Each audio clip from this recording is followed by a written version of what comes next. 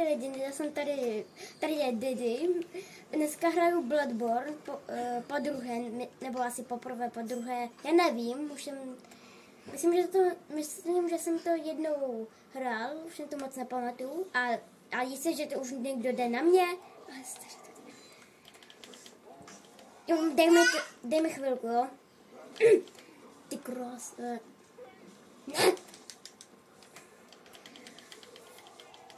Já ti ho sekám až do smrti.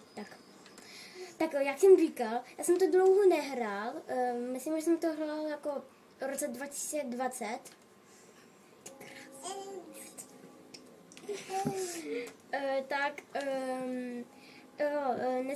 Dneska nevím, jak mi to půjde, když se moc nepamatuju ty ovládání.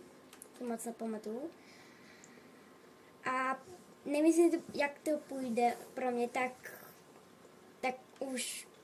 už přeskočíme ty mluviny a potom už jdeme na to. Teďka jdu do bitky a rovnou mě někdo střílí. To je fakt dobrý a teď jsem mrtvej. Hurá! Jsem podělal. Tak tohle budu restartovat. Říkej mi... furt ten... Si nevíte, jaký vlk myslím, tak když začínáš ten hru, tak vidíš nějakýho vlka, co musíš ho zabít.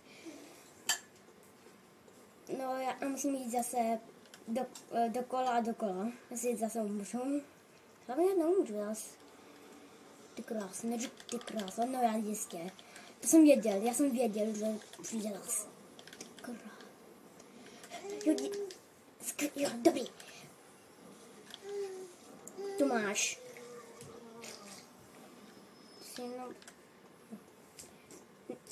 Jo, jistě, že to je další lidi. Hned přijdu zpátky. Tak to bylo lehký. Tak. Počkej, co jsem zapomněl, co má dělat. Jo, žabřík. Jo, jdeme na žabříku. Počkej, co to? Počkej, co? Halo? Mám tady jít? Jo, tady. Co to bylo? No, ty. Tak to bylo lehké. Dej mi, co máš. Máš něco? Ne, tak nic. Mluvám se, že to bude se to trošku houpat ta kamera a pro vás je lepší zážitek. Staticky to umí nastavit každý blbec. A takže jdeme dál, jo. Tak ráz. Jak jsem říkal, že to,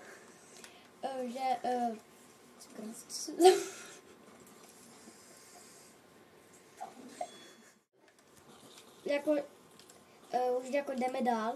Právě, ale ne. Ono tak jsem mrtvej. Počkej, jdeme chvilku. Protože jsem polubí maximálně. Musím být dobrý. Kde jsou ty malí správci? Tady si. On je to, tak jo, to je nějaký klace, ano, skvělý. Ty kraso. Vypadnu. Vypal. Ano, skvělý, mě viděj. Co jsem ty nečekal tady? Prosím, mám rodinu.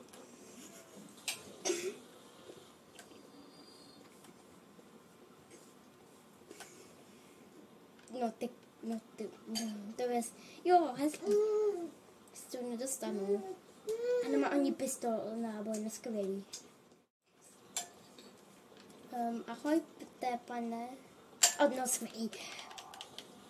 Můžete prosím mě...